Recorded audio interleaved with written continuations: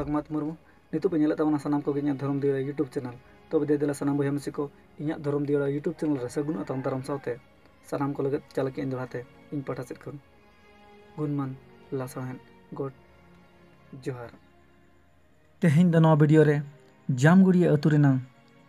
बेलदा बापला video बाबते घाड़वा हुड़ू को हड़ब लेका नवा इन्या फादा पड़ा मोचाते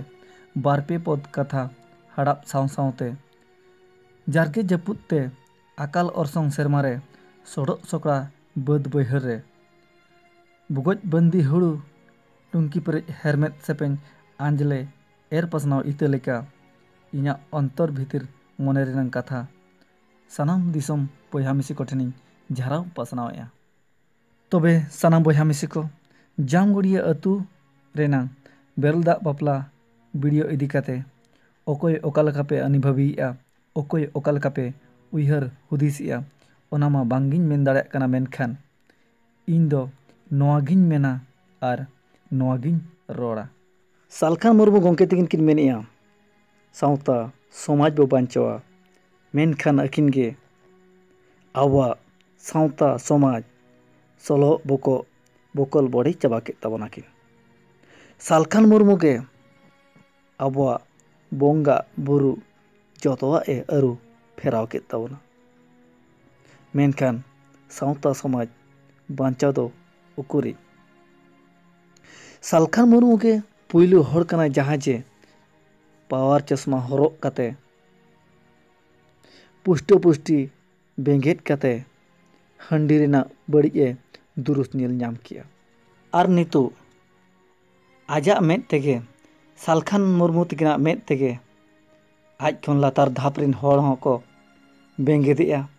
ओनाते आज रिन चेला हों आज लेकागे हंडी बड़िया मेनते को नेल नामेआ आर को मेनेआ आर हंडी दो समाज खन साहा गिड़ी दरकारोग कना मेनते गोटा दिसम को झाराव पासनावेआ हंडी तेगे हर को रंडी कना हंडी निसे तेगे घारज रे हिंसा सुया सासाब कना हंडी न्यू तेगे एंगात आपात बांग बो चिन्हवेत को हंडी न्यू बुल कते एंगात आपात डंगरी काड़ा लेका बो दाल तोलेत को आई बाबा चेतान रे एंगात आपात चेतान रे नाहाचार बो कमी कना हंडी के सावता समाज तायम सेदे और रुआड़िया हंडी बड़ी गिया हंडी दो सिनिक गिया नोआ दो इन दो बांग नोआ दो सेंगल सालखान मुर्मूय मेनेआ सेंगल सावताय मेनेआ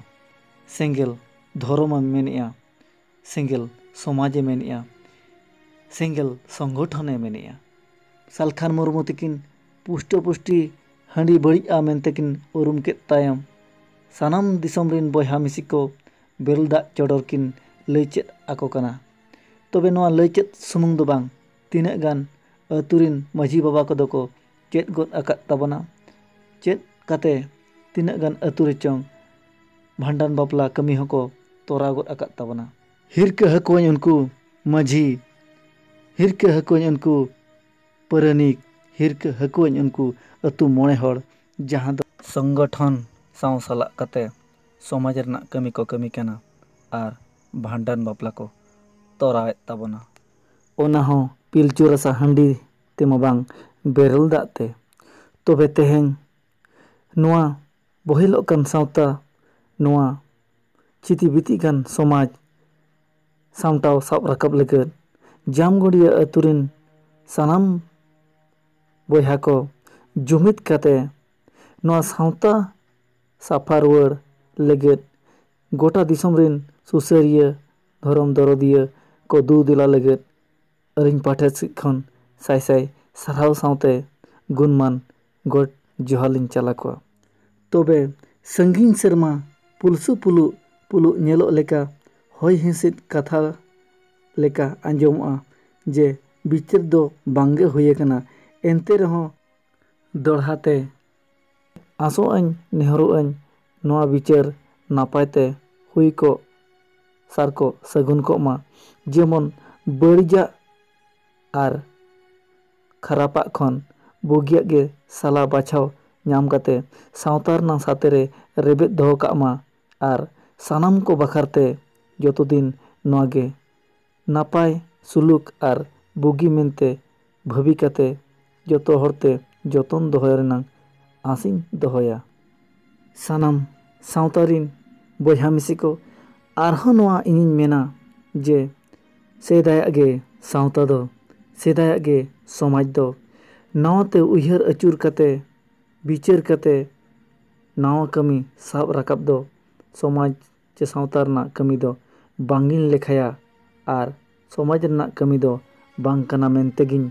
ᱢᱮᱱᱟ। ᱛᱚᱵᱮ ᱥᱟᱱᱟᱢ ᱵᱚᱭᱦᱟ ᱢᱤᱥᱤ ᱠᱚ ᱛᱮᱦᱮᱧᱟᱜ ᱵᱷᱤᱰᱤᱭᱳ ᱫᱚ ᱱᱤᱱᱟᱹᱜ ᱜᱮ ᱟᱨᱦᱚᱸ ᱱᱚᱝᱠᱟ ᱜᱮ ᱱᱟᱯᱟᱭ ᱱᱟᱯᱟᱭ ᱵᱷᱤᱰᱤᱭᱳ ᱟᱹᱜᱩ ᱠᱟᱛᱮ ᱟᱯᱮ ᱥᱟᱢᱟᱝ ᱛᱮᱧ ᱥᱚᱦᱚᱨ ᱥᱮᱴᱮᱨᱚᱜᱼᱟ, ᱡᱟᱦᱟᱸ ᱫᱚ ᱥᱟᱱᱟᱢ ᱵᱷᱤᱰᱤᱭᱳ ᱨᱮ ᱤᱧᱟᱹᱜ ᱢᱚᱱᱮ ᱨᱮᱱᱟᱜ ᱠᱟᱛᱷᱟ ᱛᱚᱸᱜᱮ ᱟᱨ ᱛᱩᱞᱩᱡ ᱨᱮ ᱛᱟᱦᱮᱸ ᱠᱚᱜᱼᱟ। ᱛᱚᱵᱮ ᱵᱚᱭᱦᱟ ᱢᱤᱥᱤ ᱠᱚ ᱱᱚᱝᱠᱟ ᱜᱮ ᱟᱨᱦᱚᱸ ᱱᱟᱯᱟᱭ ᱱᱟᱯᱟᱭ ᱠᱟᱛᱷᱟ ᱤᱧ ᱯᱮ ᱵᱟᱲᱟᱭ ᱦᱚᱪᱚ ᱫᱟᱲᱮᱭᱟᱹᱧᱟ ᱥᱟᱶᱛᱟ ᱨᱮᱱᱟᱜ ᱥᱩᱠ ᱫᱩᱠ ᱠᱷᱚᱵᱚᱨ। ᱛᱚᱵᱮ ᱚᱱᱟ ᱠᱷᱚᱵᱚᱨ ᱵᱟᱲᱟᱭ ᱦᱚᱪᱚ ᱞᱟᱹᱜᱤᱫ te ᱤᱧ WhatsApp ᱱᱚᱢᱵᱚᱨᱤᱧ ᱮᱢᱟ ᱯᱮ ᱠᱟᱱᱟ। ᱫᱟᱭᱟ ᱠᱟᱛᱮ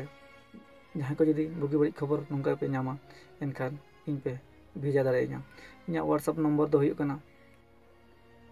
7992442934।